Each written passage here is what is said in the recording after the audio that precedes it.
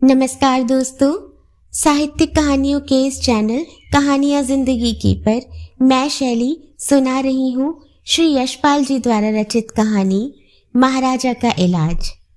आगे बढ़ने से पहले आप सभी से अनुरोध है कि अगर चैनल पर पहली बार आए हो या अब तक ना किया हो तो चैनल को सब्सक्राइब करना बिल्कुल ना भूलें। आइए सुनते हैं।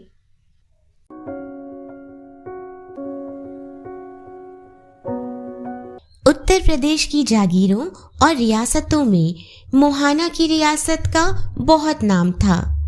रियासत की प्रतिष्ठा के अनुरूप ही महाराजा साहब मोहाना की बीमारी की भी प्रसिद्धि हो गई थी। जिला कोर्ट की बार में, जिला मजिस्ट्रेट के यहाँ और लखनऊ के गवर्नमेंट हाउस तक में महाराज की बीमारी की चर्चा थी। युद्ध काल में महाराज को गवर्नर के यहाँ से युद्ध कोष में चंदा देने के लिए पत्र आया था।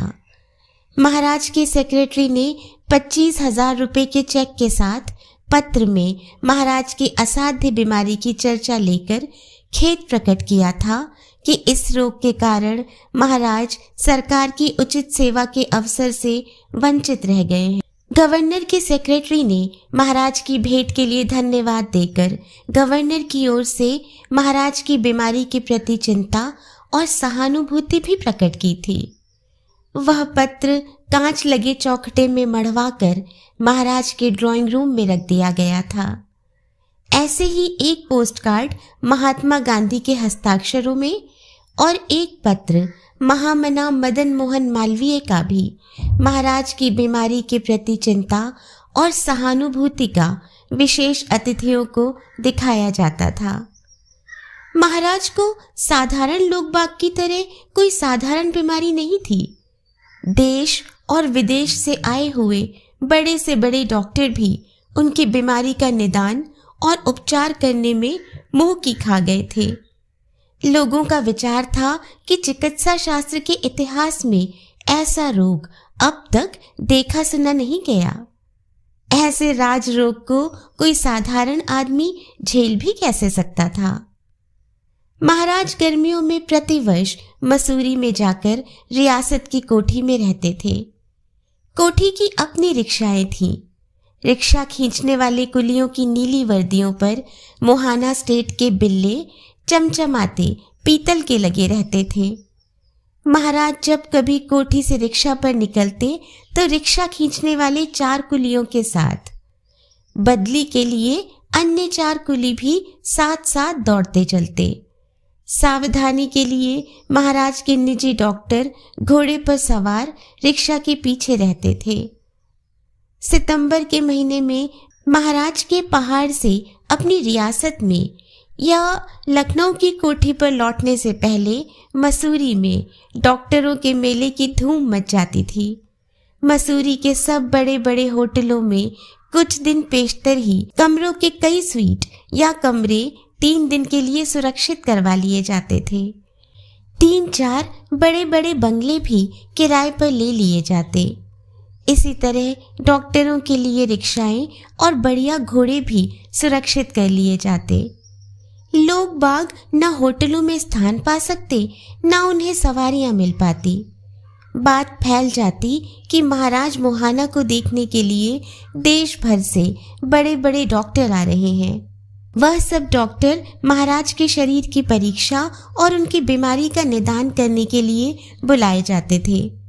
सब डॉक्टर बारी बारी से महाराज की परीक्षा कर चुकते तो महाराज की बीमारी के निदान का निश्चय करने के लिए डॉक्टरों का एक सम्मेलन होता और फिर डॉक्टरों की सम्मिलित राय से महाराज की बीमारी पर एक बुलेटिन प्रकाशित किया जाता था।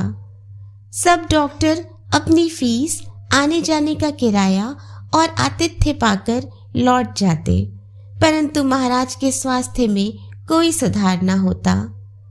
न महाराज के हृदय और सिर की पीड़ा में अंतर आता और न उनके जुड़े गए घुटनों में किसी प्रकार की गति आ पाती। यह क्रम 9 वर्ष से इसी प्रकार चल रहा था।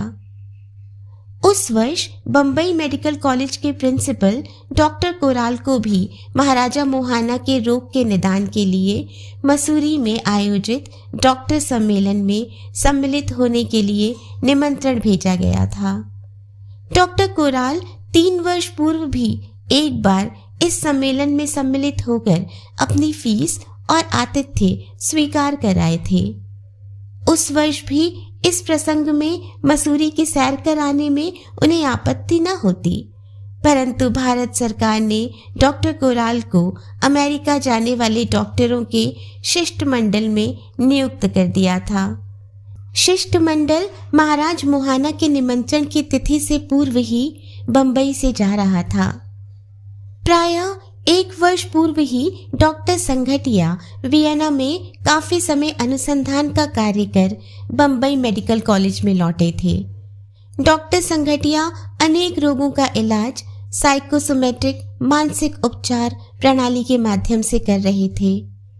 डॉक्टर कोराल ने महाराज मोहाना के निमंत्रण के उत्तर में सुझाव दिया था कि डॉक्टर संघटिया को नए अनुसंधान का प्रयोग महाराजा के उपचार के लिए करके परिणाम देखा जाना चाहिए।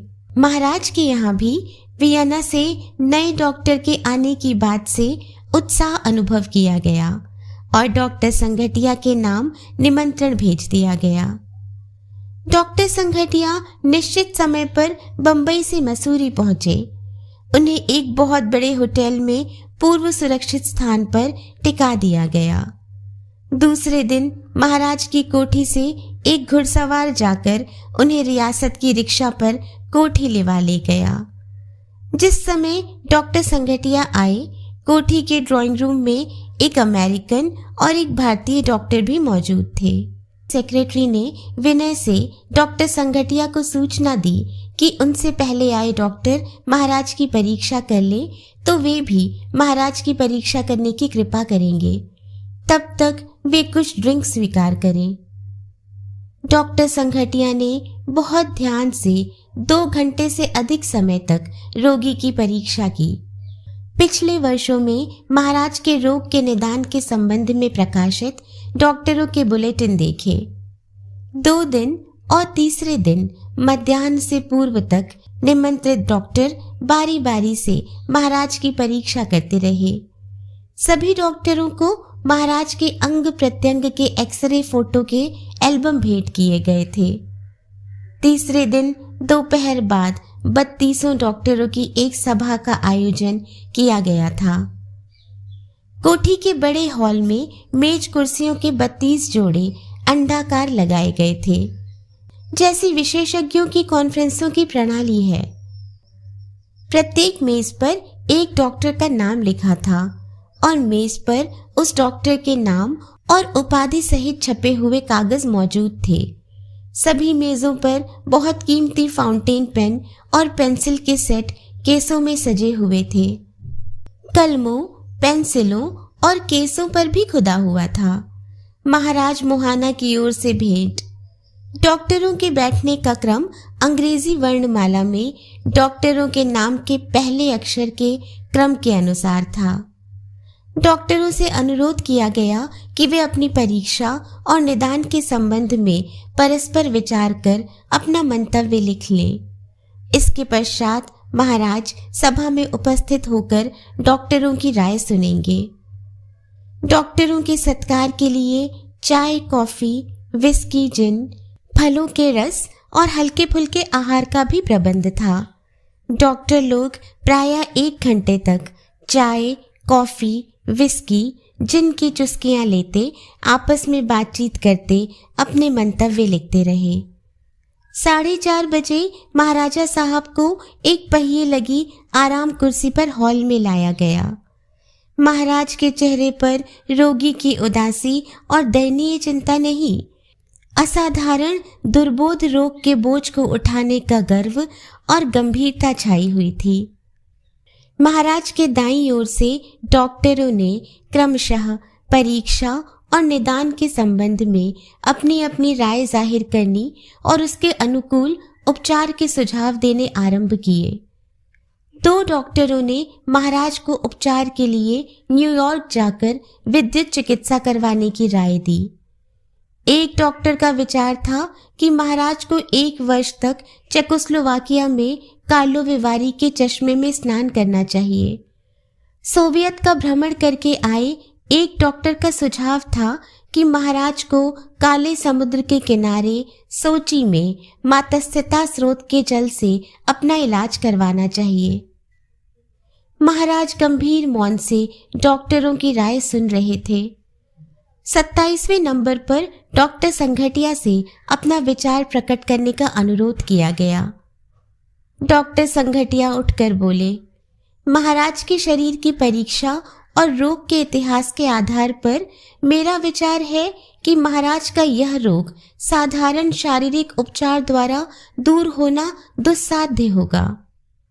महाराज ने नए युवा डॉक्टर की विज्ञता के समर्थन में एक गहरा श्वास लिया। उनकी गर्दन जरा और ऊंची हो गई। महाराज ध्यान से नए डॉक्टर की बात सुनने लगे। डॉक्टर संघटिया बोले, मुझे इस प्रकार के एक रोगी का अनुभव है।